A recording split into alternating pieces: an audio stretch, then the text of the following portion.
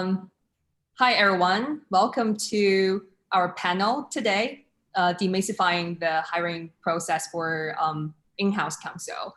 My name is Miranda Ma. I'm head of legal for OKCoin, and I'm very excited to moderate today's panel. And today's event is only possible because of my amazing co-hosts, Kriti and Laurie. Do you guys want to say hi, Kriti, Laurie? Hello. Hi, really excited for today. Thank you. Awesome. So for those who are not familiar with AABA and in-house committee, I will turn to Kriti to give us a quick intro later. But first thing first, I want to thank all our amazing panelists who devoted their time to join us for today's panel discussion. So I want to let them turn to them and do a quick self-intro. How about we turn to Sean? Sean, do you want to do us the honor and kick off the intro session? Well, thank you, Miranda, and really nice to meet everyone. I'm Sean Wani. I'm the General Counsel of OpenGov.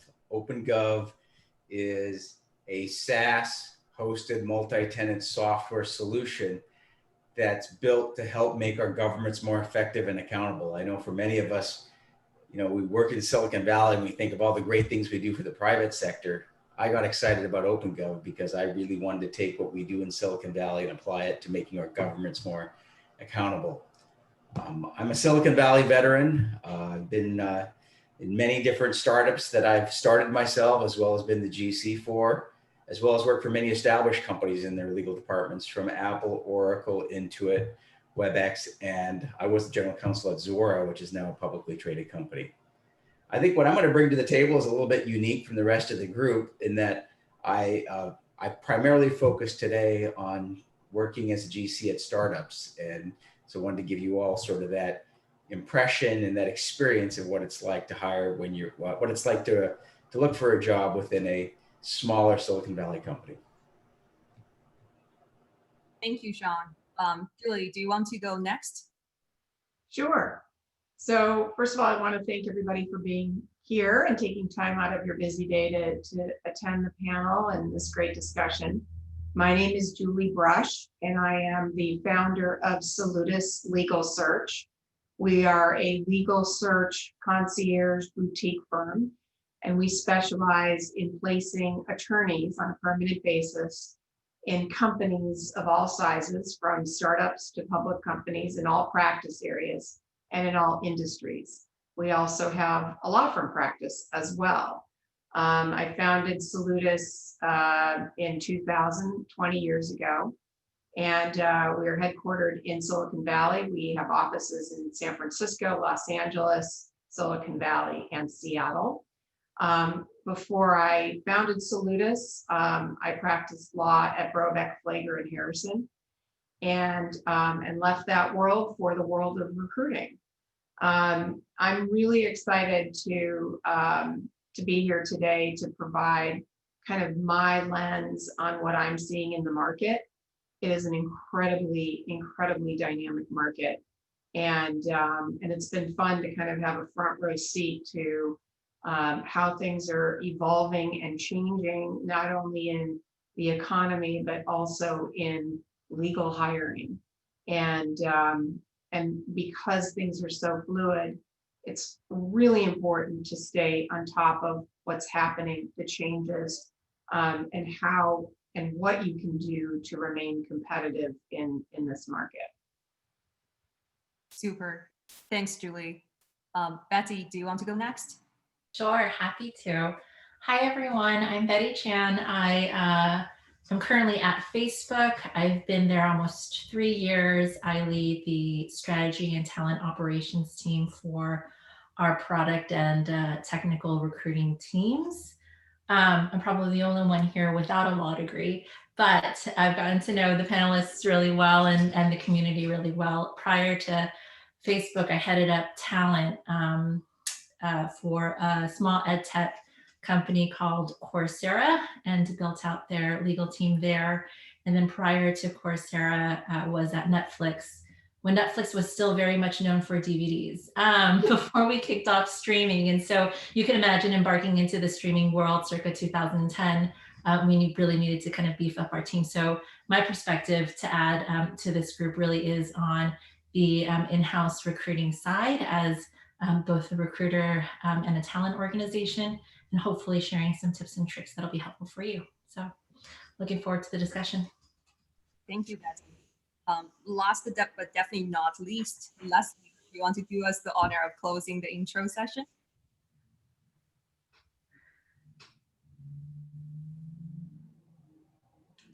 You're on mute, Leslie. There we go. I was just allowed to unmute, hopefully. Thank you, everyone, for kicking that off. And I really appreciate being here with this great group of panelists. I'm Leslie Liu. I am a product counsel that manages a group of product and commercial lawyers at Google. We support cross-company product policy and infrastructure in areas like identity, abuse fighting, data, and privacy. Unlike some of the other folks on the call, my experience is pretty limited. I've been at Google for about 10 years. And prior to that, I was an IP media and commercial litigator at Weil Gotshal in Silicon Valley. Looking forward to the discussion and some good questions. Thank you, Leslie. And thanks again for all our amazing panelists today. First thing to our participants, if you have any questions throughout the process, feel free to direct them to my co-host Kriti, and Kriti will collect them, and we will have time in the end to answer them all. Before we dive into the panel discussion, I want to turn the table to Kriti, and she has an announcement to make regarding the AABA compensation survey and more background about AABA and the in-house committee. So Kriti, I will turn it to you. Thanks, Miranda. Hi, guys. I am Kriti Rajput. I'm one of the AABA in-house committee co-chairs. A lot of you are members of AABA. Thank you for being part of the AABA community. And some of you are not members yet. And we're hoping that this event encourages you to join us as a member. We do want to let you know that we have a membership deal going on after the session. If you join now after the event, you will get 2.5 months of membership free, and your membership will be extended till the end of 2021. General membership costs $75. It includes free NAPABA membership, access to the in-house compensation survey, which I'll explain in a second, free MCLEs, which are normally $30 each, and you would be supporting the oldest APA bar association in the United States. So we really hope that you will support us. I will put the email address for you to contact if you do want to register and get the promotion for today's event, and just make sure you register and send a note to that email address so your membership is extended till 2021. Now on to the compensation survey. We are working on a project to help promote pay equity in the Bay Area. This is a project that we did 2 years ago in 2018, where we launched a compensation survey across a variety of different bar associations helped sponsor this, and we got, I believe, over 200 responses. I may be a little bit off. And we provided a really wonderful report about what the compensation bands should look like for various different in-house counsel levels and roles based on years of experience and other data. We want to do the same thing this year with more data and more sponsors. So we have launched this compensation survey. It closes November 4th, so you have a limited time to submit your data. And I will provide the link. It's tiny.cc/ABA Comp Survey 2020. I'll also share the link in the chat window. Please, if you can, participate in this compensation survey before November 4th. We really need as much data as possible to have a wonderful report that we can share with all our ABA members and with all the participants. If you participate and you want to receive a copy of the report, there's a link to a second survey that's disconnected from your results. So it's anonymized, and then you can provide your email address at that link. We really appreciate your time and support. And now I will leave it to Miranda to take it from here. Thank you. Thank you, Kriti. Let's get our panel discussion kicked off. So I think my first question I want to turn to Julie. Given the big kind of concept about 2020, it has been a strange year so far. We saw some major layoffs earlier at the beginning of this year due to the COVID situation. But we also saw markets start changing recently. So can you share with us your observation on the market, on the latest hiring trends, especially for the in-house counsel roles in the Bay Area? Sure. So just a little bit of history. Pre-pandemic, the market was incredibly active. There were a lot of opportunities across the US and the globe. Compensation was going way up. The market was on fire. And then we had the pandemic. And from March to June, the hiring market slowed down, with employers really monitoring the state of affairs while companies transitioned to a remote workforce. I think companies were trying, and hiring managers were trying to get their arms around what was happening in the market to get a sense of, okay, is the floor going to fall out of the economy? Are all of our needs going to go away? What's going to happen? But what ended up happening was the legal issues kept building, and new legal issues emerged with the presence of COVID. And you coupled that with individuals who had kids, who were managing their kids from home without childcare, managing elderly parents, and legal departments became severely overtaxed. And they were reaching near DEFCON 5. And the legal leadership, the general counsel, heads of legal, hiring managers, CLOs, really pushed their executive management teams and the boards to open up their budgets to grow their legal departments, because they needed to provide their teams some relief. And the vast majority of them got that relief. Budgets were opened and recs were opened as well. And during that time, we also had some companies that were thriving during the pandemic, and they were hiring up a storm.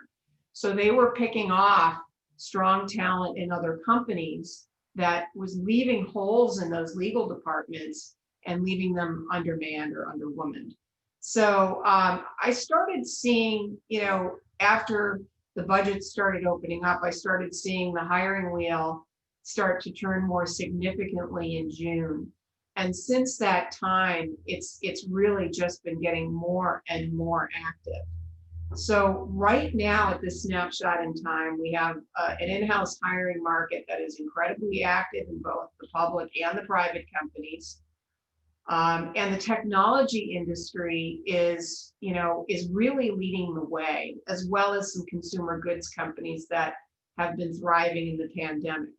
I'm seeing activity at all levels. Not only in Northern California and the West Coast, but also in other parts of the US, in terms of hiring, in terms of companies that are in different parts of the US that are hiring. Right now, there's a number of companies that are seeking to go public by the end of the year, and they're going to be doing so through a variety of different avenues, including an IPO, the direct listing, and then these things called SPACs, which SPAC, S-P-A-C, stands for Special Purpose Acquisition Company. And there's a lot of companies that are raising money and going public through these SPAC deals. Those companies, and all of these companies, either whether you're going IPO or direct listing, are also aggressively growing their teams and hiring in multiple areas. And so that's driving a lot of the hiring activity as well. So we have private companies, we have public companies, all stages, all sizes, and we have all practice areas and at all levels. So it's a very robust market. On the private company side, in terms of practice area, we are seeing, and roles, we're seeing more general counsel and head of legal roles for emerging growth companies. We're seeing more roles for data privacy and data security, for privacy and data security. We're seeing a lot more roles for SaaS and general commercial technology transactions, compliance, and then we've got general corporate. There is a smattering of employment that's starting to bubble up to the surface, mainly because a lot of companies now are starting to feel the effects of COVID and COVID-related lawsuits. On the public company side, there's been an increase in corporate securities, corporate compliance, product, privacy, data security, and SaaS. Now, of course, there are opportunities in other practice areas as well, but we're seeing more critical mass in these particular areas. And, as the months have gone on, I've seen more and more activity and companies bulking up, hiring multiple roles at the same time, which is something I haven't seen in a long time with regard to the critical mass. So I think that what we're seeing right now is activity. It's also the convergence of the growth of the in-house legal department and the increasing evolution of the respect and appreciation that in terms of what lawyers bring to an organization. So you have all these things converging at the same time that is resulting in a lot of hiring activity. And quite frankly, I don't see that changing through these volatile economic times or through what we're probably going to have is a very wonky election and a volatile aftermath. So I see the in-house legal hiring kind of working through those things and remaining very active. Thanks, Julie. It sounds like an exciting time for those fellow in-house counsels who thinking about changing gears, or for those like law firm associates who wants to turn into the in-house counsel track. So yeah, thanks. In line with that, I want to pick up Betty's perspective on what have you seen on the recruiting side, like since the pre-pandemic and now we're moving everything to virtual online. Yeah. What's the changes you've seen in the past few months, and any practical tips you want to give for those actively looking in-house counsel role participants? Yeah, for sure. First and foremost, COVID quarantine shelter in place is a really difficult time for everybody. So hope everyone's keeping safe, staying healthy. Operationally and logistically for Facebook as a recruiting organization, so much changed on the switch of the dime during that late February to early March month. I remember operationally having to connect with all our recruiting teams across the world to prevent candidates from getting on planes, or suggesting that when they land to take their calls from the hotel rooms just to be on the safer side. So it's a very odd time to be trying to get to know a role, a person, a company, a manager in a very 2D world. But if you're looking for a job at this time, I think that that's what we're up against on both sides, right? We're also trying to get to know you as much as you're trying to get to know us.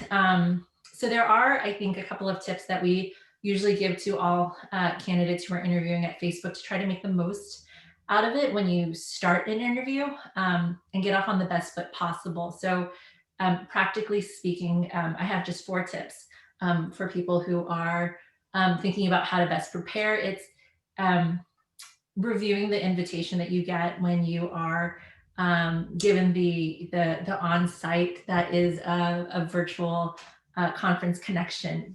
Go through all of the prep links available. I think that there's a lot of study that says the more time that you prep and then refresh yourself over a couple of weeks and then even the night before, instead of just cramming or trying to get through it that day of, really kind of shows in that presentation. And all we have to go off of are those visual cues that we have on video conference. The one big thing, if you logged on right at 4 o'clock, you all experienced us having was also technical issues. So beforehand or even the day before, you want to familiarize yourself with all of the technology that's going to be used. And maybe you can even try out a version of Zoom or BlueJeans or Google Meet or whatever platform the company is using to make sure that it's really clear, because all in all, you want to make sure that you limit as many distractions as possible. So it goes without saying, the next one is have, a clean space, good lighting, dependable internet, as well as all of the tech in place, so that you limit all of those distractions, because we want to focus on the substance. And I've seen so many candidates be overly apologetic about their environments, and you don't have to be. We're all in a really challenging situation, be it, we're taking the meeting from a dining room or your daughter's playroom or even outside on the patio to have no distractions. I think instead of being overly apologetic, find some common ground that we're also going to be very empathetic, that we're going through the same things, and focus on the substance that you're going to be delivering. And then the one thing that I can't stress enough that often gets really trippy for candidates and is distraction for interviewers is you want to take notes, you want to seem diligent, but you're doing it on the same laptop that you're talking on. And so then the audio gets really distracting. So try to do, old school pen and paper, or you can try to unmute yourself and mute yourself only if you remember that you're on mute, which you're not supposed to be. But practically speaking, hopefully those will get you set up for success. Really limit all of that background noise so that you can concentrate on what they're saying.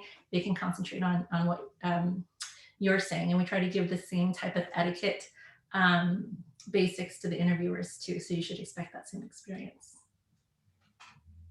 Thanks, Beth. Yeah, I think all those small details about Zoom, about like taking notes, sometimes it's those small details actually can determine whether interview is going smoothly or not. So thanks for the practical tips. Like in addition to the procedural changes, I want to dive deep into the cover letter, the resume, which like at pandemic or not, I think most candidates, including myself, like struggle for each different roles. So I want to turn the table to Sean and Leslie. Since you are a hiring manager, you probably interviewed tons of candidates throughout the years. So I want to ask specific questions regarding cover letter and resume. What are some do's and don'ts for those documents? For example, how much does a cover letter matter, like in your view?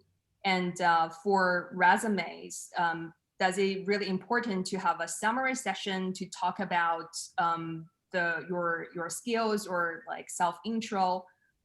So anything can make a candidate standing out based on resume and cover letter will be appreciated.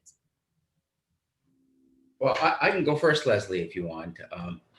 I'm fortunate enough right now that I'm in the process of hiring, our first, I should say the second lawyer for my team. So really my partner for my company in terms of being the number 2 lawyer in the company.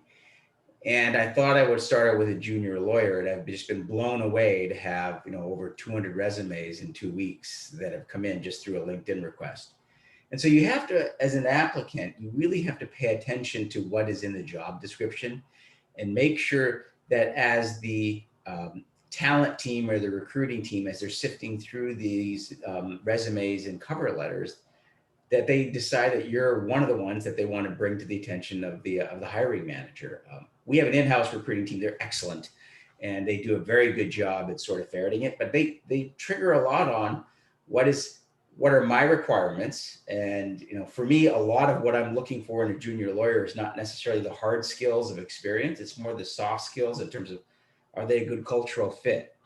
Are they one who's going to, sort of handle working with me? Kriti was one of my interns, so she can understand I'm a very different lawyer. That's probably why I stay at smaller companies. But there are a lot of soft skill things that are important to me that you can put in a cover letter and that you can explain in a way so that the resume is more rigid in terms of here's the experience that I have. I'd also like to say, if there are things that you are that you're applying to that maybe you're overqualified for, but you're really interested in the job, the cover letter is a great way to explain some of these things. So for example, in my job description, I put that I was looking for somebody with 1 year of experience or 2 summer internships doing transactional work. Well, I got people who are applying that have 10 years of experience. And I know that for us, we're just going to, not even look at them because they're just overqualified. But if there's a real reason why you're looking at applying for this job, even though it's a very junior role, explain that, because that's a way that you can sort of break through the noise from a cover letter. So 3 things. One is make sure you pay real attention to what's in the job description and explain why you're applying for the job. 2, this is a way to show your soft skills. So, you know, as Kriti may have remembered, I think in one of my internship job descriptions, I asked if I had any experience in building a bar, because I built a bar for our company. And some of the greatest cover letters I got were people who actually sent videos of their woodworking experience. So show those soft skills that you're reading that. And then number 3 is, this is your opportunity to show that you know about the company. At OpenGov, we're very passionate about what we do and why we're doing it, for making governments more effective and accountable. So if you have some experience with governments, which everyone does, whether it's, I tried to apply for a permit and it was so hard to do it because I had to go into the office and COVID, it's hard to do it. And if I would just wish we had OpenGov so we could apply for our permits online. It's those little things that you can explain that will make you stand out from my perspective. Yeah, thanks, I'll Sean. be I quiet think now. for me it's a little bit different because you know, I've hired 3 folks in the past year, 2 who have started since shelter in place. It's been tricky and interesting, but for Google hiring, we do rely a lot on our sourcers and our internal recruiters to do the first cut, looking through resumes that are coming in the door. And as hiring managers, I never see any cover letters. They may sway a sourcer or a recruiter on some level to show that they have the experience, but as Sean was saying, they are keying off of what we've asked them to look for, right? So the first step we always go through when opening up a new head is meeting with the recruiter to say, these are some of my criteria. These are my, you know, hopes and dreams. This is what would be great, but you know, the baseline is X, Y, and Z. And so they look through resumes with those criteria in mind, but also knowing, you know, they've also helped us hire many product and commercial counsel over the past years and have a sense of who's been successful going through the process.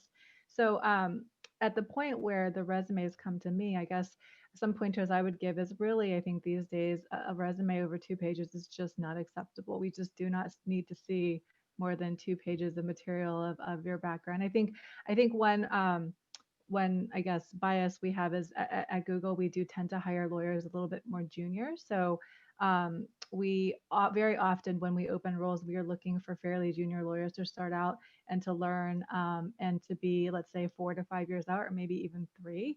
So there's no need to have that much on a resume at that point. If we're looking for a more senior lawyer, we're really talking about 5 to 8 years out, and beyond that, you're a little bit too experienced unless we have a very specific specialist opening that we're looking for someone for. So I'm looking for someone, if junior, a pretty broad set of experience, generalist experiences that can be ported to, you know, different scenarios, you know, that you can be a good issue spotter across the board.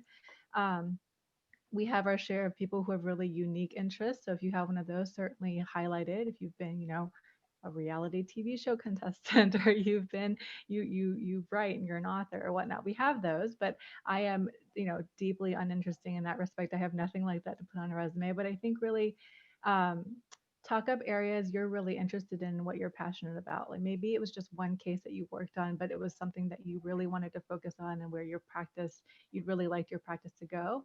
I would mention those. I see a lot of resumes that have huge lists of acronyms. Like I have familiarity with all these regulations and statutes in the privacy space, et cetera. I don't really think that's needed. I think you focus on the things you're most passionate about. If you're a CCPA expert, if you're a CAPA expert, and that's what you want to do, then focus on a case or 2 there and show where you went deeper, I guess. And, you know, I will say I like to see paths that are interesting, or people who have shown an interest in tech. Not that you were necessarily had a technical background, but, you know, maybe you've tried to code or you learned this or that. I do like to see that a bit, especially for a tech company. Thank you, Sean and Leslie. I think it's important to kind of know from the hiring manager's perspective what does really matters or not. It may be different from like the applicant's view. So I know Sean mentioned about job description, and there is a popular, I think, notion out there online, like saying some company will screen the resume based on buzzwords, or like, so I guess I will turn this question to Julie. Like when you advise your client to tailor their resume towards a specific role, what kind of advice you really gave them to regarding job descriptions, regarding editing the resume, and about buzzwords? Well, I mean, first of all, a lot of the job descriptions are written like throwing in the kitchen sink. It's the wish list, the unicorn that they're looking for, and a lot of them go into some pretty granular detail on the type of experience that they're looking for, both from a substantive perspective and also an interpersonal and character perspective. And one of the things that I think has been an issue for women and people of color is that they tend to be very literal when they look at job descriptions, and they do it as a box checking exercise. And if they don't have almost every single box checked, they don't apply.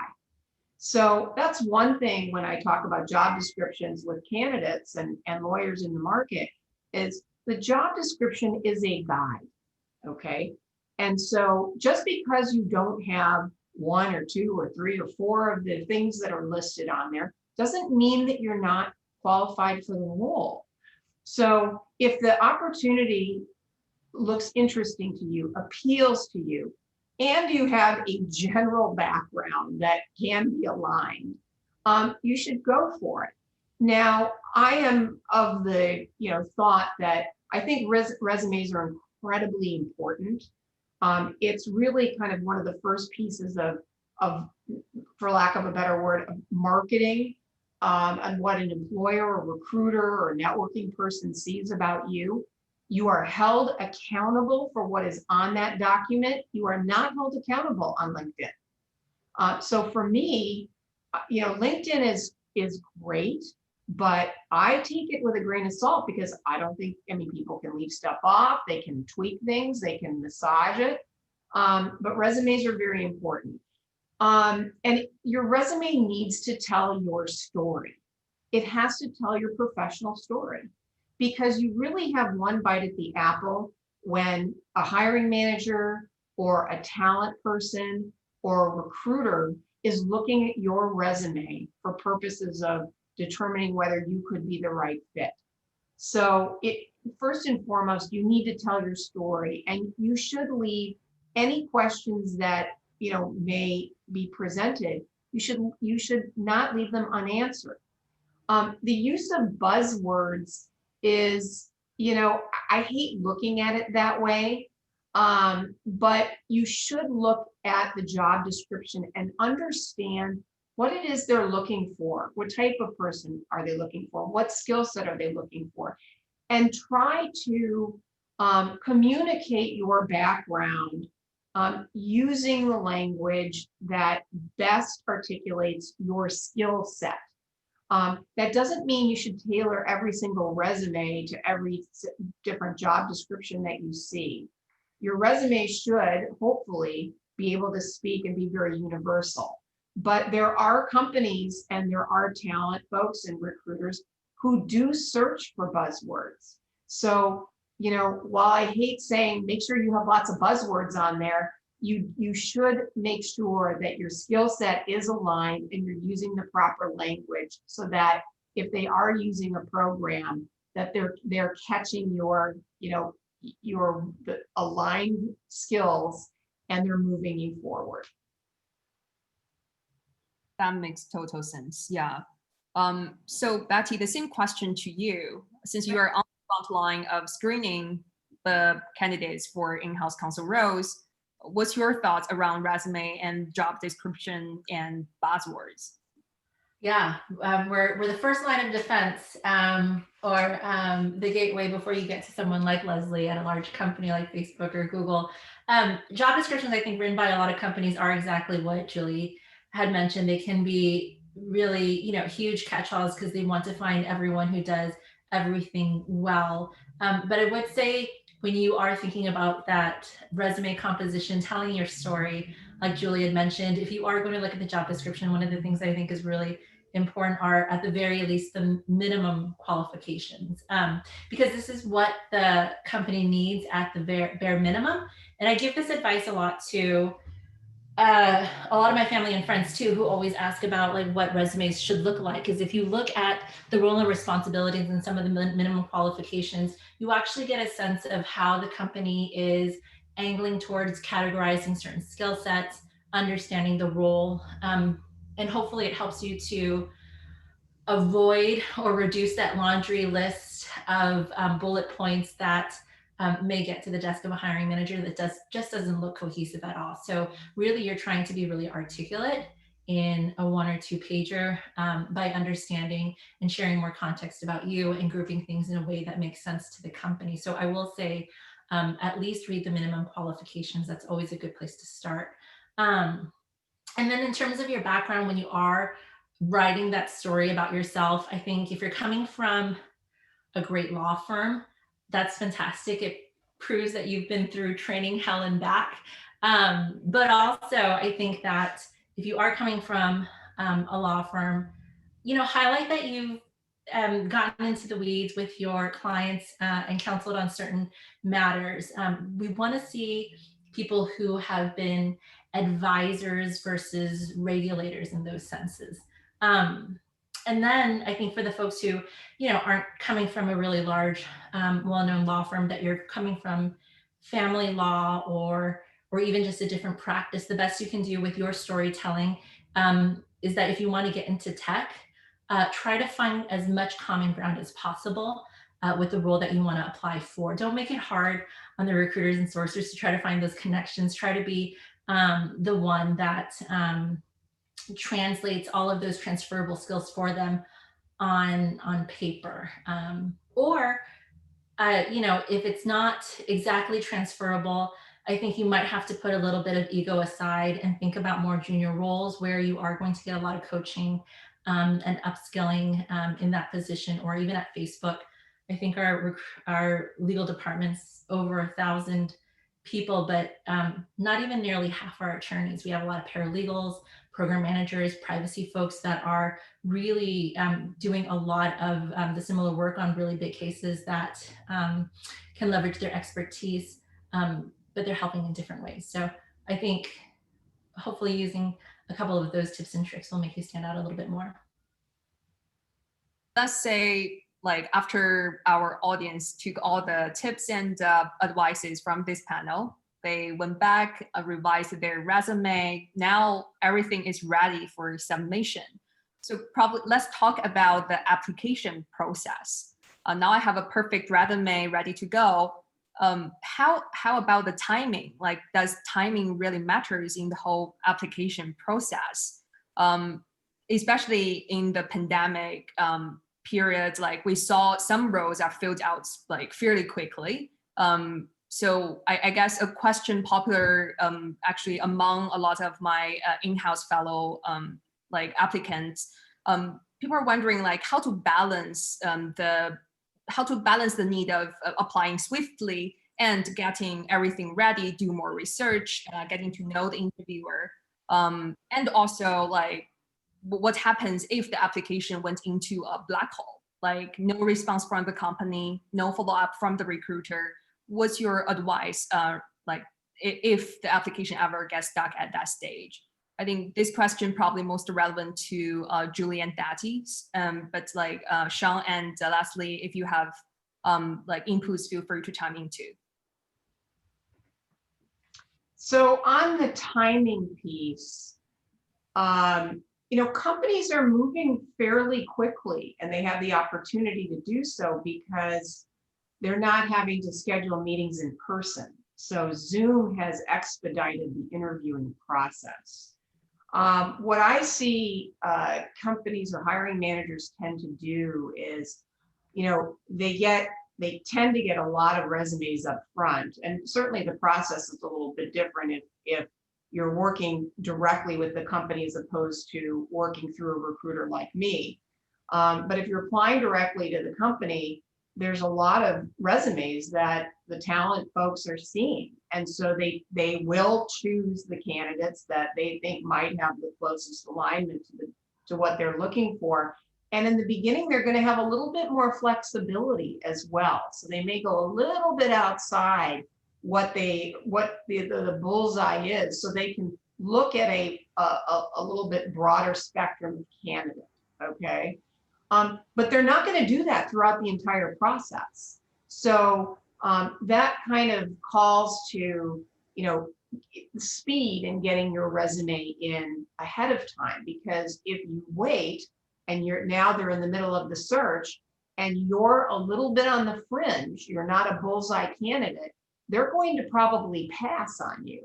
So my view of it is these processes don't move at lightning speed anyway. So if you see a company that looks appealing to you, you see a job description where you think that there could be some alignment with your background, apply for it. And then you can do your research on the company and the role and all of that stuff. This process is a process of education. And at each step down the road, you learn more and more information. And as you learn more information, you can make an informed decision about the opportunity. That's what employers do. They learn more about you. They make a decision whether they want to move you forward or whether they don't. And so my view of it is, if something looks interesting to you and you have a good faith, approach, then apply for the role. And the research shouldn't take that long.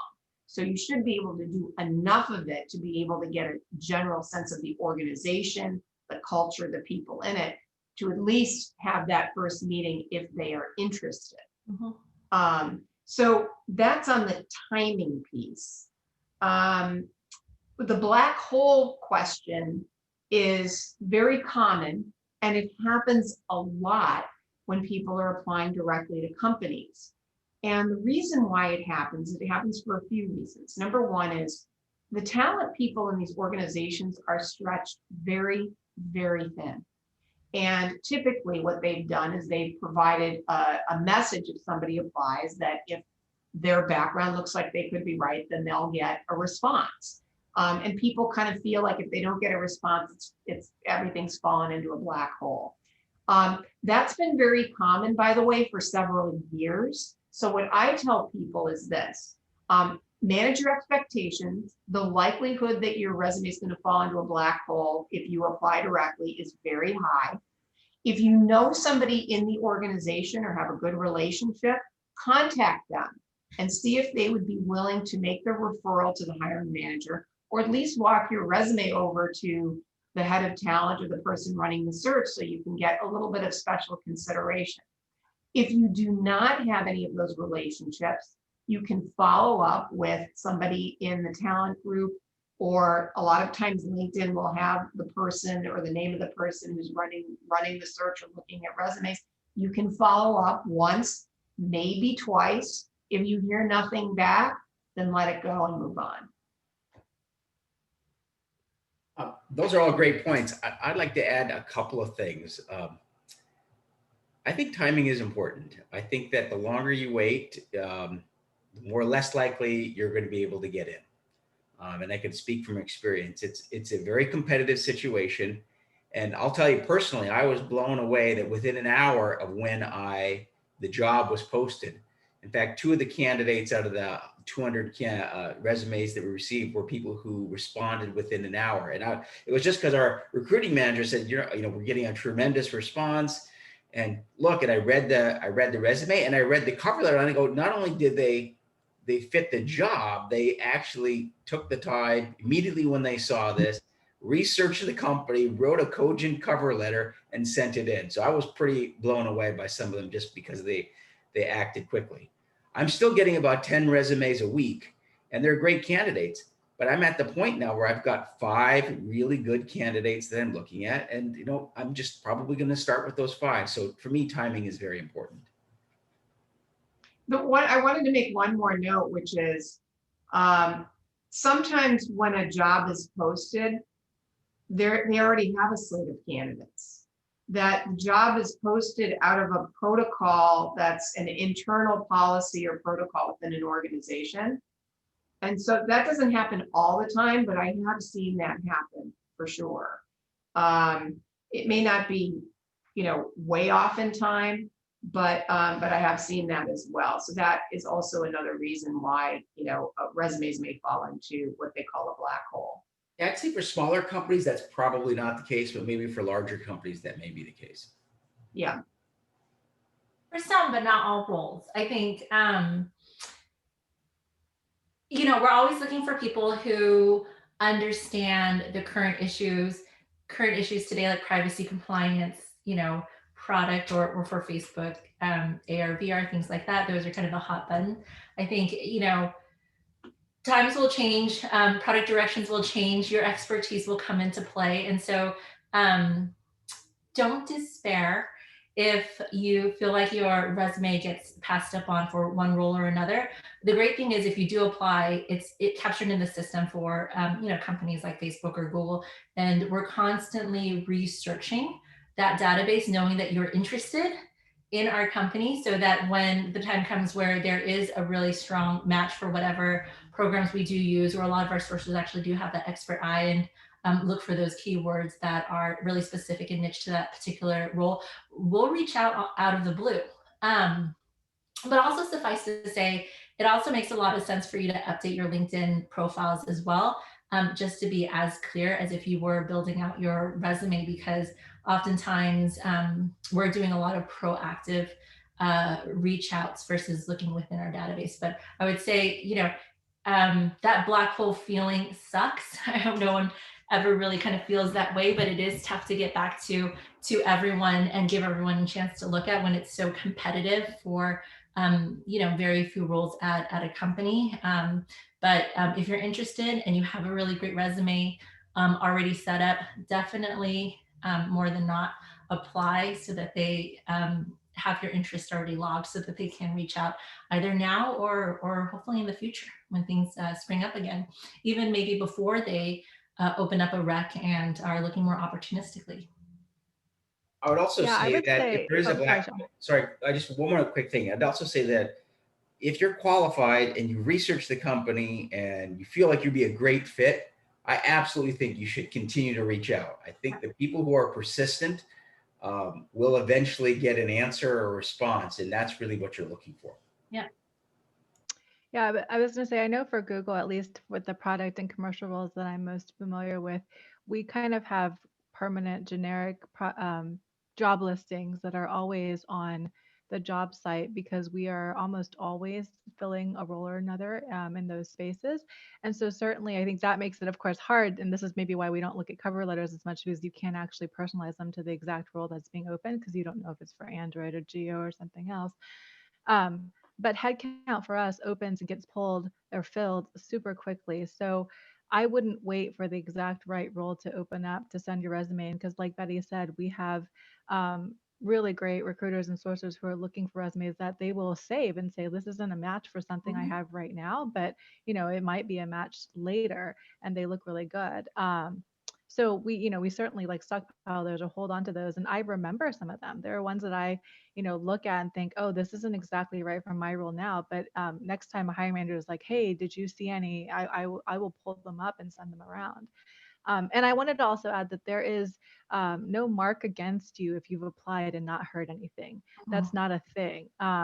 You can, even if you feel like it's too early for you, you don't have exactly the 4+ years of experience, you're on the cusp, I would just do it now. There's no downside to that.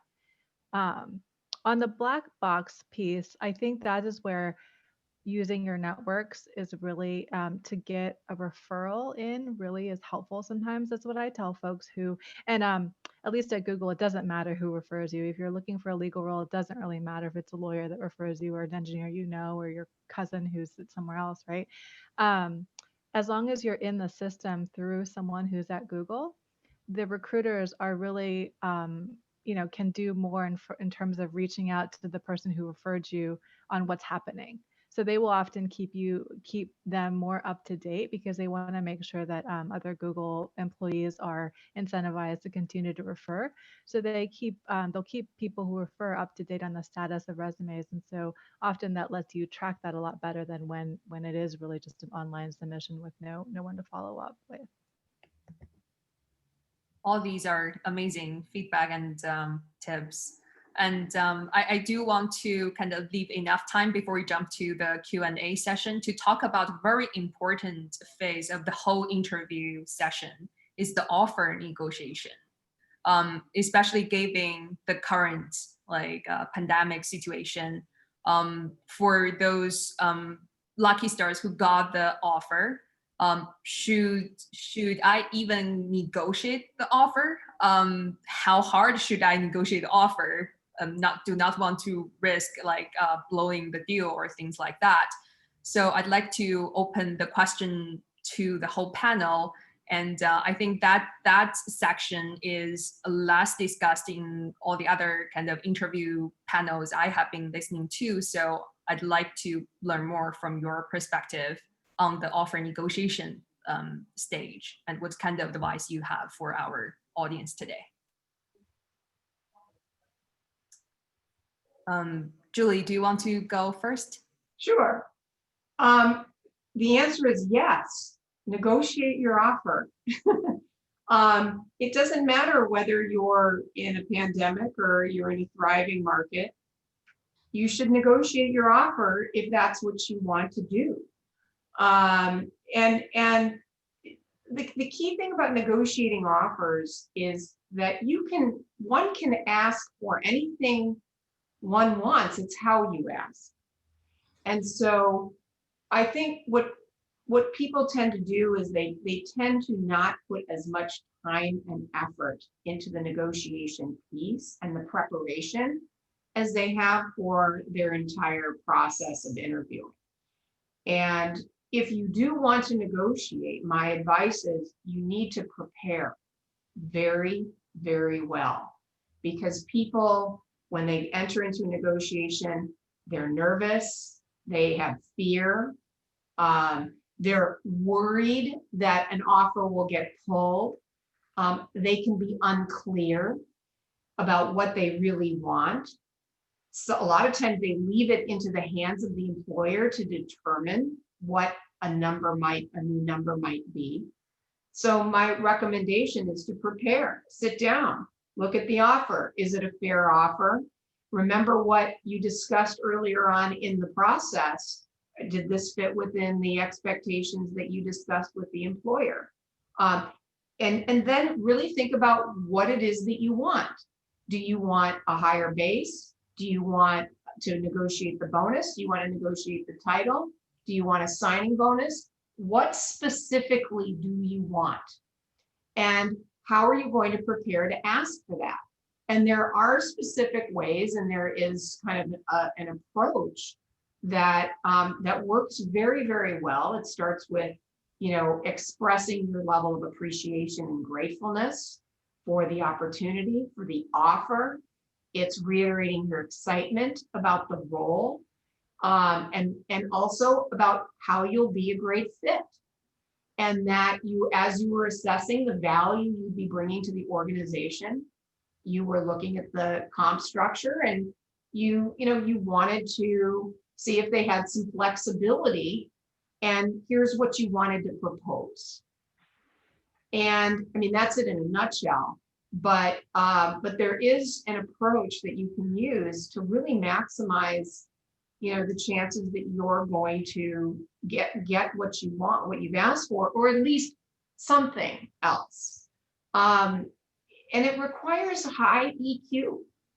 I can't tell you how many people go in and they just have low EQs and they sound entitled and they're demanding, and they don't get what they want. Now, they don't get their offer pulled, but they could get a hard no. So, negotiating titles, negotiating comp, the worst thing that can happen if you do it the right way is they say no.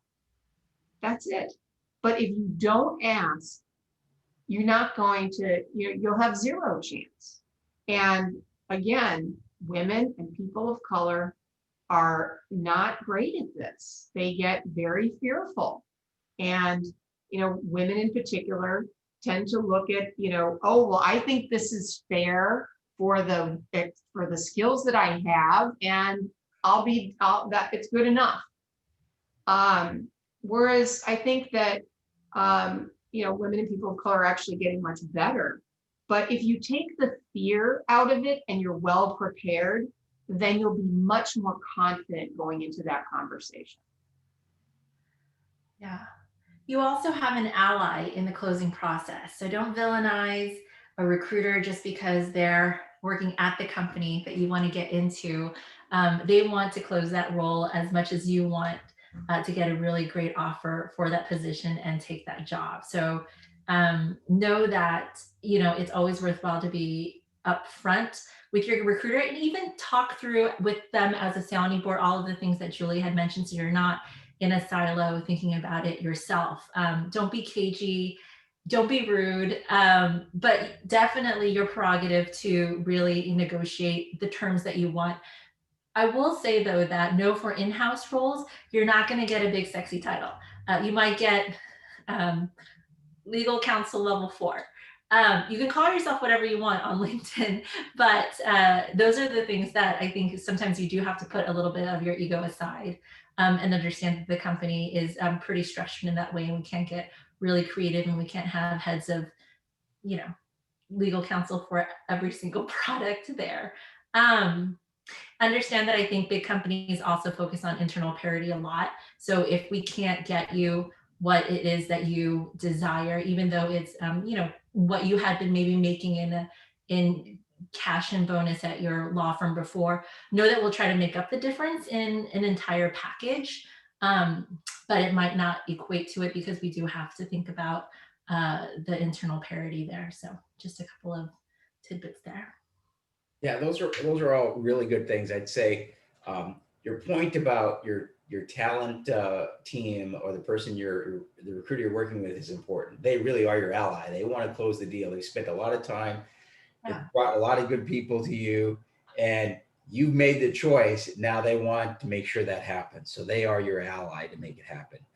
In terms of doing your homework and research, very important. I would even say that there might be some things that you didn't even understand or think about as part of the comp package that you should get to understand. And maybe it's equity. Maybe you're from a law firm and you don't understand the equity piece and the value of that, and realize that you know, maybe a starting salary or OTE earnings in a smaller company with equity is going to be much less because the equity is valued a little more. So understand the equity piece from that perspective too. And then the last thing is that as Betty mentioned, a lot of companies will have surveys or things, maybe it's even Kriti's survey that we're talking about, where they will look and see sort of what are the bands for the position that you're looking to hire. And so they have a sense as to what is market for that. And there might be some way to stretch in between the bands, but kind of get a sense as to what is market for the position that is being recruited for. And then finally, lastly, I would say that, you know, absolutely negotiate. It to me, it shows if you're looking for someone who's a passive lawyer, who's, you know, that says yes to everything, you're probably not going to do well at the end where you just agree to whatever they say. Negotiate, because it does show that you have passion for really wanting to join, and use your research and everything else to prove why you should get that position.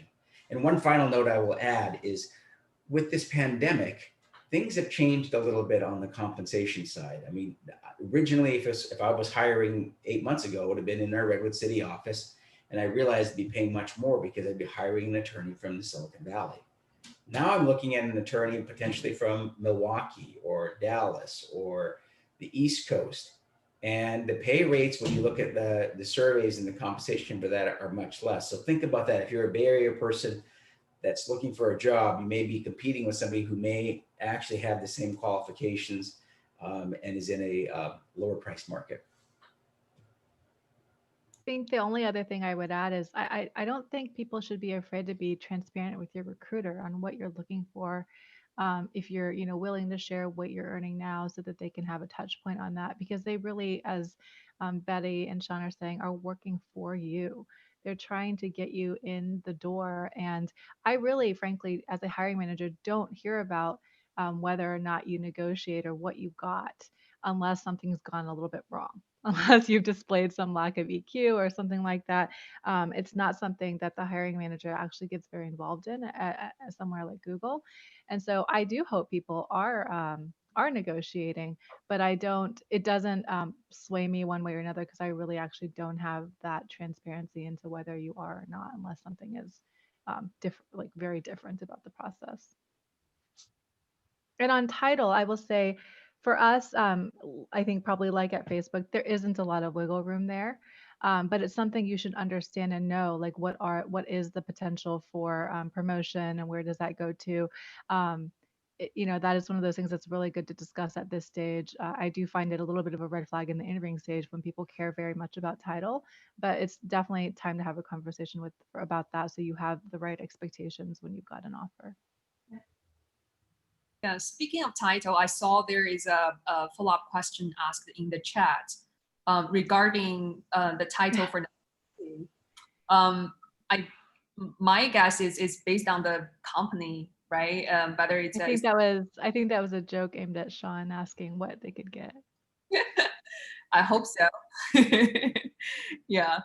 But like I recall like Julie have some article or note published on LinkedIn talking about like how AGC, even deputy GC's title has been made you see variations on the market, right? So yeah, Julie, do you want to provide more like insights on that front? Yeah, I'm sorry, Miranda, you cut out when somebody asked the question about what on the title? Number 2, I think it's like someone I think Sean talked about no, Betty talked about the head of legal or general counsel, and I think this question is about what's the best for number 2 if it's not general counsel, head of legal. No, it's John's number 2. He's hiring the number 2 lawyer for himself, him being number 1, unless he wants to relinquish that title. Then that's a tough negotiation. And if you get that, you're golden. Pretty much are taking my job. That's perfect. There are a lot. I mean, titles, 25 years ago meant the same thing in every company. And today, they don't necessarily, right? An AGC could mean, a junior lawyer. It could mean a number 2. So there are some titles that are pretty uniform. Even general counsel is not uniform anymore. Sometimes you're reporting to a chief legal officer if you're a general counsel. So in terms of number 2s, you could have DGC, you could have AGC, you could have VP, you could have lead something, right? Lead commercial, lead corporate, lead legal. You could have, if you wanted to have a director title, you could have director. I mean, there's lots of different options. And you can even make some names up. It doesn't really matter. I think the key is what's the leveling, right? And I think if you're a candidate and you go into an organization, you want to know what the leveling is and what the opportunity is for advancement.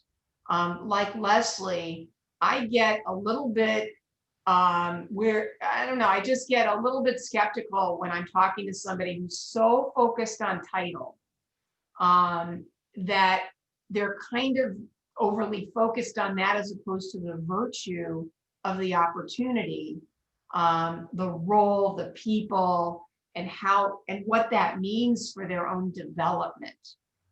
Those people who are overly focused on titles, to me, are flight risks, because someone like me can call them with another opportunity for them to move a level up in a title, and there's probably a pretty good chance that they're going to take my call if that's what they're really focused on.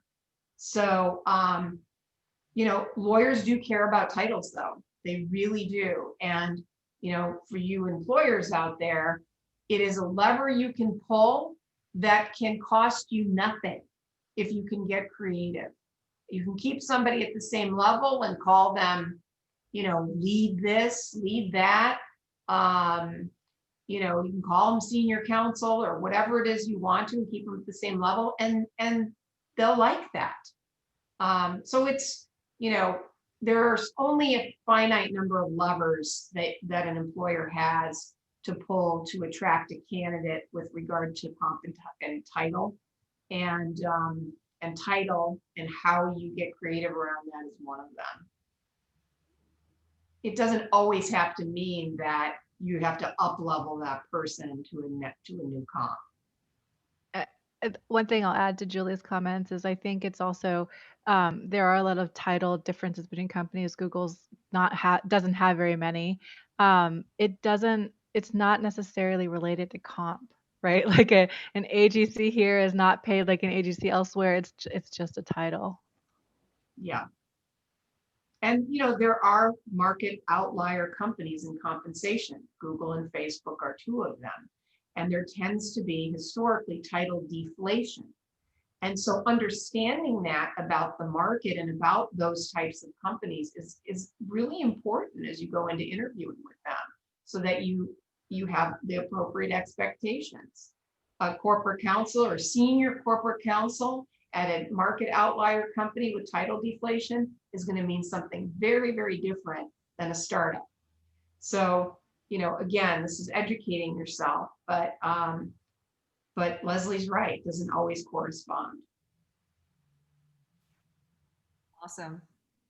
Yeah, I think that concludes our main topics we prepared for today. And we already got a bunch of questions flooding like Kriti's messaging board.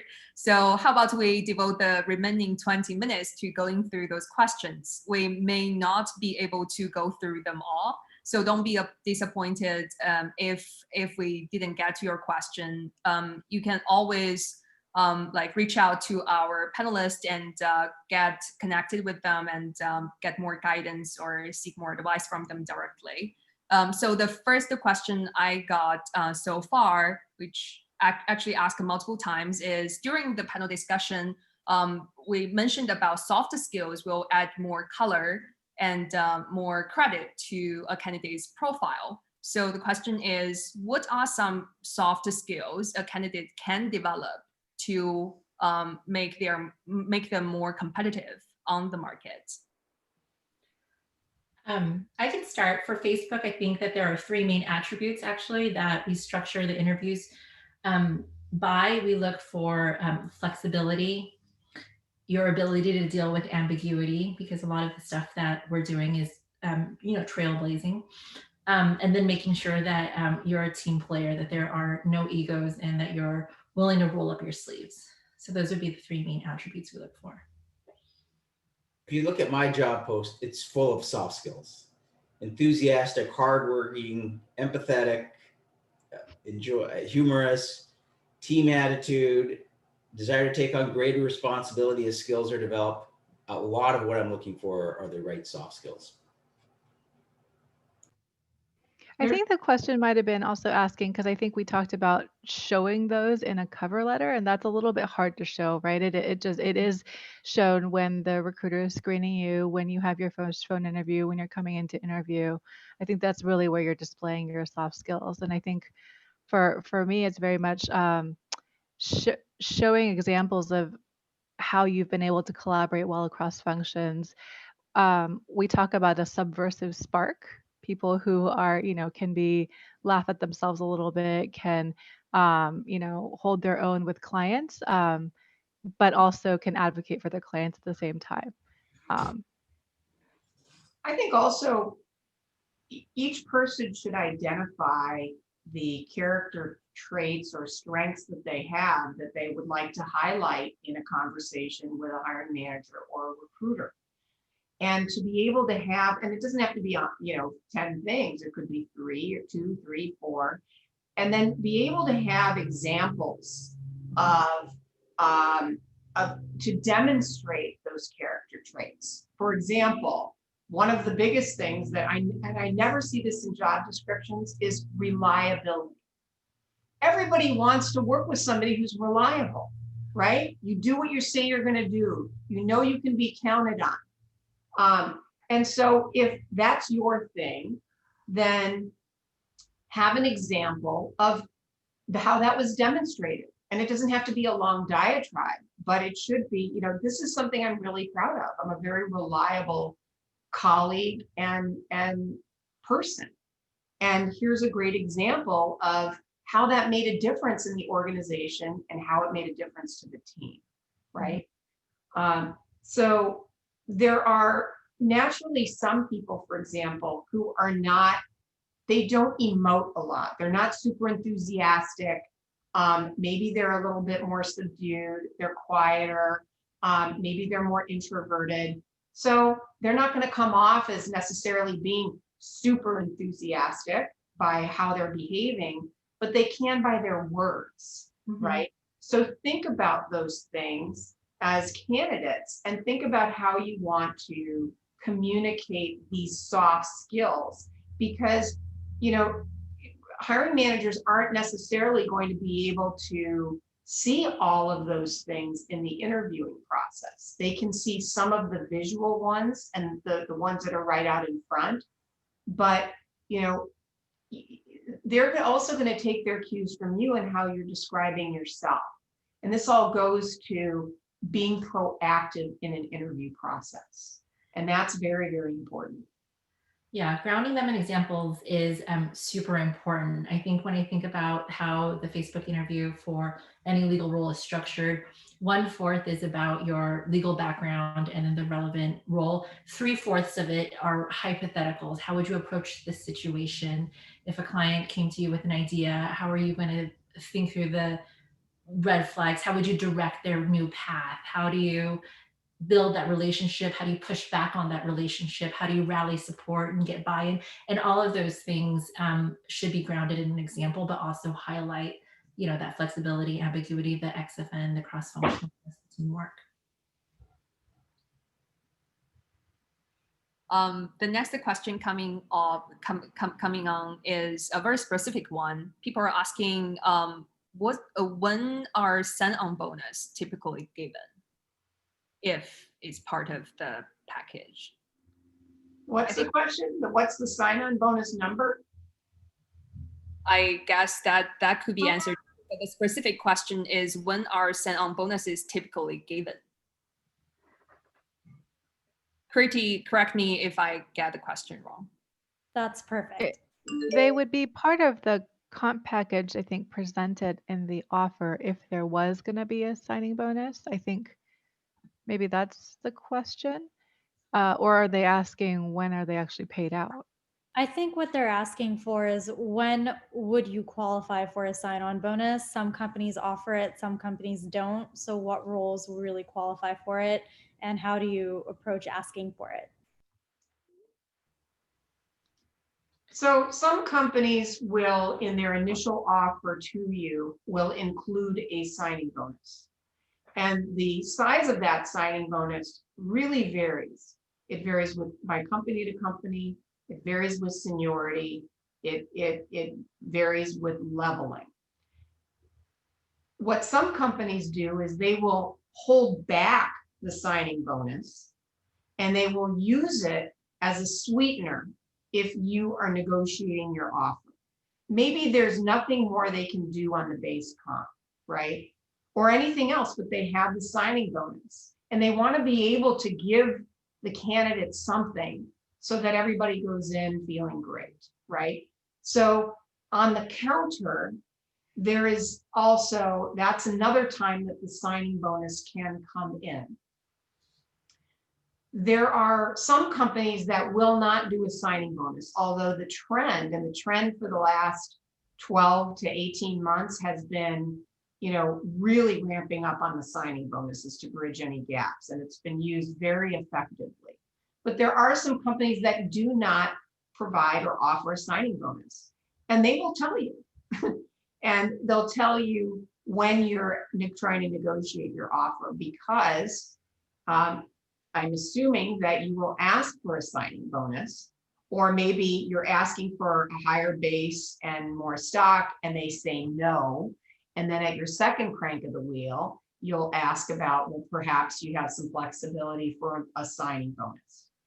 And they will communicate to you that they do not, if they don't, or if they do not provide signing bonuses. Typically, signing bonuses are provided up front. You get it when you join, although there are some signing bonuses that are split. So they may offer half of it now, half of it at the beginning of the year, or half of it now, half of it after your first year.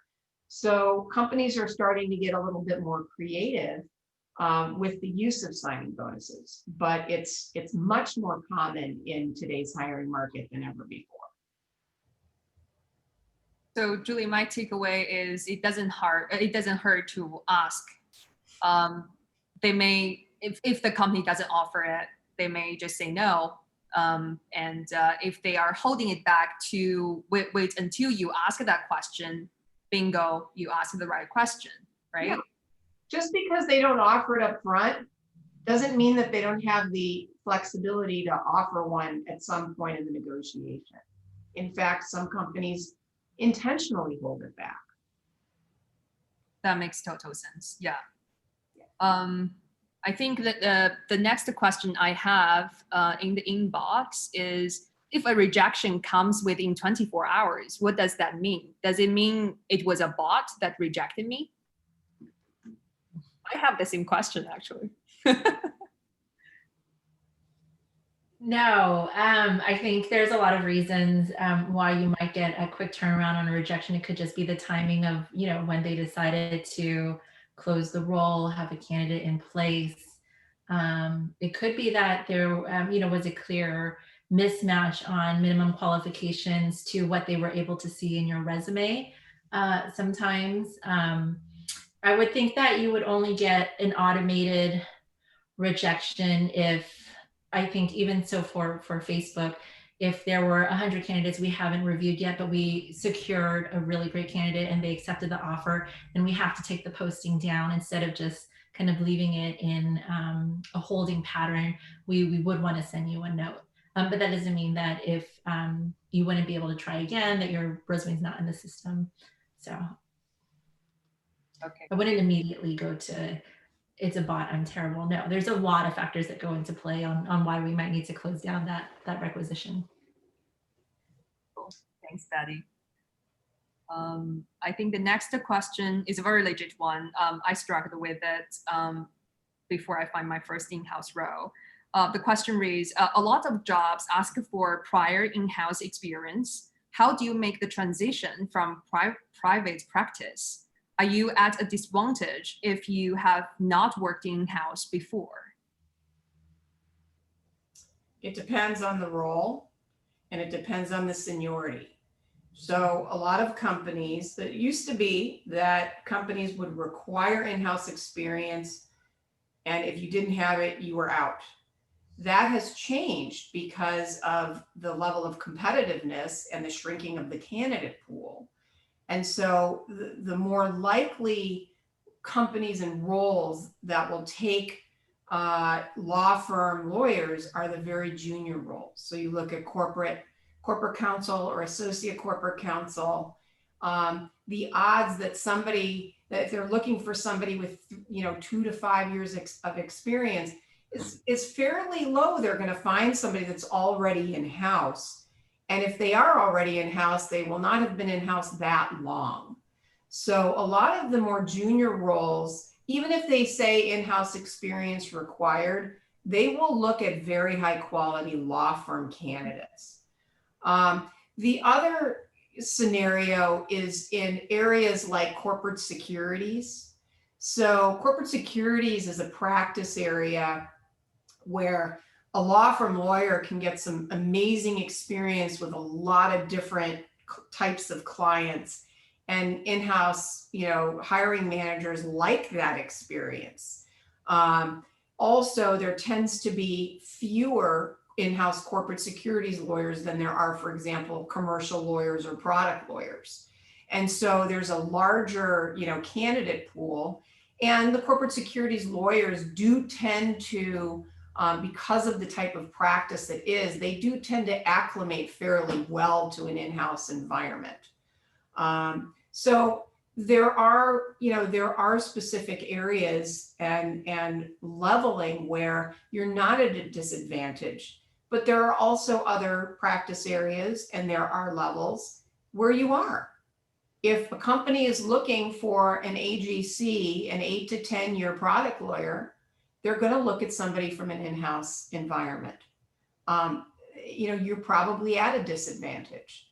The folks who, tend to be most marketable from the law firms are candidates coming from the big splashy law firms with very good credentials, or they have such specific on-point experience that that they're just very attractive. So the market has evolved. to a place where the law firms are much more active feeders for the junior in-house roles and some of the other specialty roles. So, you know, put your best foot forward and apply, because you never know. Yeah, I'd I say think, go ahead. sorry. Leslie. I also have seen a lot of firm lawyers who's been there for quite a while, where we might not otherwise look at their resume because they're a little bit too senior at a firm, that do secondments and make them a lot more attractive to an in-house role because you've gotten like a year of in-house experience under your belt, even though you've been at the firm. Go ahead, Sean. The only thing I was going to add is that, you know, your experience at a firm, if it's diverse enough, if you've done transactional work, if you've done some work with the immigration or HR team, if you've done some IP work, if you've got a good breadth of experience at a firm, for the pre-IPO smaller companies, you're probably going to have the requisite experience that as an in-house lawyer would have. The other thing, which I think is important to note, is if you do find yourself, if you're a law firm lawyer and you do find yourself interviewing, part of your narrative when you're interviewing is to communicate what you understand about working in a company. Demonstrate that you understand that, for example, a startup, it's a fast-paced environment. It can be chaotic. You have to be nimble. And here's how, you know, I have that experience, or that I have those qualities, and here's some examples. If you can articulate your understanding of what it's like to work in an environment like that, then you will mitigate any objections that you don't have that specific experience. They know that you, or at least they may think that you understand, and you're directly addressing a potential objection, and you're providing examples. So that's the other piece of it. When you're a law firm lawyer and you want to make that transition in-house, they all probably have that question at some level with regard to the transition, and can you make it? Because an in-house, when working in a company, is different than a law firm. So if you can demonstrate that you understand that, and that you have the characteristics to be able to make that transition fairly seamlessly, then you're going to really, you know, bump your odds of getting an offer. Sounds good. We have a relevant question, actually, similar to this one, is if you're a litigator, how do you make sure yourself attractive for transactional roles, which a lot of in-house positions tend to be? I think a lot of those common advices have been covered under how do you transition from a law firm role into an in-house role. But if you guys have any tips around, especially from litigator to transactional role, that will be great. I would say read a lot of software subscription contracts, show that while you have experience in litigation, that you've done your homework and you've done things, maybe it's outside courses, whatever it is, to show that you have some transactional experience. I mean, I can tell you that if you're a litigator, but you spend time, you know, we're a SaaS-based subscription model company, but if you've read Salesforce's terms and Workdays and understood all of them, and came into an interview explaining what each clause meant, you probably made people feel pretty comfortable with your transactional prowess. I think Sean has a good point. I also think that, and I wrote an article about this, which is, you know, litigators have a skill set that can actually give them a competitive advantage as a transaction lawyer. Because as a litigator, if you're doing breach of contract cases, you know, you're trained to look for the holes. You're trained to try and find the weaknesses in documents and agreements.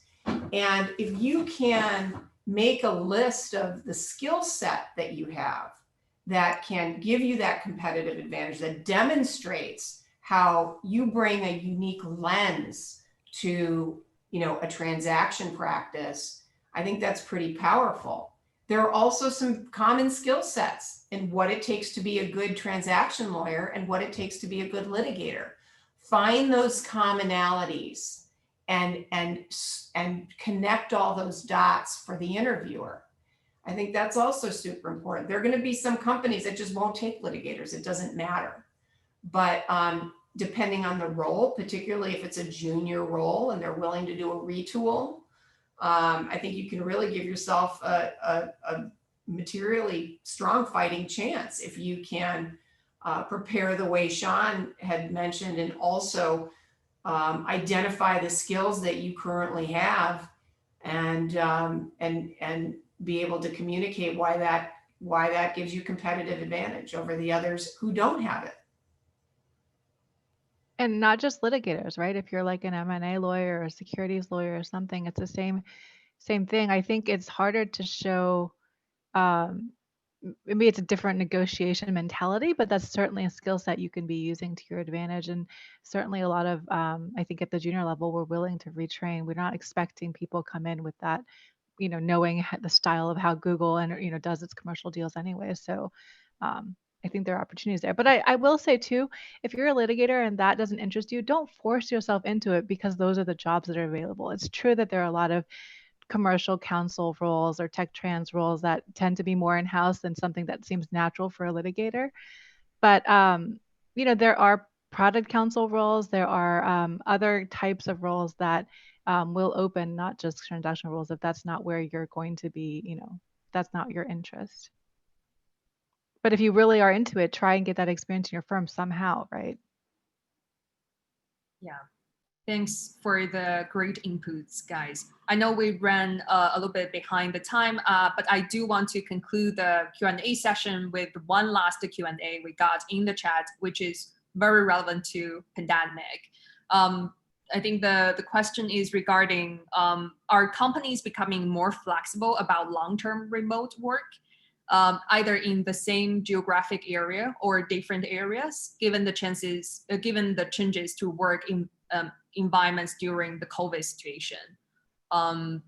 This may, again, be specific to different companies, but would love to hear a guys' general perspective or observations for the policy around that. I don't think any company wants to be the first company where they come back, everyone back to work. But I think a lot of companies like OpenGov have this sort of wait and see attitude. And so they're waiting to see where things are going to go. And until then, it really is a work from home or work from anywhere policy. Then there are other companies that have just basically said, look, until the end of 2021, it's going to be a work from anywhere policy. Our company has made that decision. And so, because there is a lot of uncertainty to people thinking, what do I have to do? Because it is a lot of angst for people thinking, do I really want to go back into an office during a pandemic? So to try to alleviate that, I think companies like OpenGov are saying it's going to be a work from anywhere policy through the end of 2021. I think there's a lot of stuff still in play, not known yet, right? Certainly a lot of companies are making announcements every week that they are going to be remote first, remote only, or whatnot. I think that's a really good question to ask in the interview process, to understand your manager's thinking on that kind of flexibility and your manager's flexibility, thinking on that. But I don't think we know yet, right? We think that it will be more flexible than it used to be. So you should understand what it used to be. But we don't know exactly what it's going to look like a year from now. That's totally fair. And I think that's the last question we can get in through this panel. And I want to thank you for all our amazing panelists for your time and practical tips, all the amazing advices throughout the whole discussion session. Unfortunately, we lost Betty due to a Wi-Fi access issue, but Kriti posted a message in the chat so that if folks are interested in applying at Facebook, Betty provided an email address you can turn to. I want to kind of highlight again, I picked up a lot of practical notes from talking with the panel today, and I hope our audience benefits a lot through this discussion. Thank you, Julie, Leslie, and Sean again for your time. And Kriti also posted several messages regarding how to join AABA to get access more to amazing events like this going forward. And we look forward to seeing more friends and families and in-house counsel fellows to join us on this journey, and good luck for those active participants who is applying for new roles. Hope this session is helpful in your search routes. Any last word from the panel before we say goodbye to everyone? Good luck.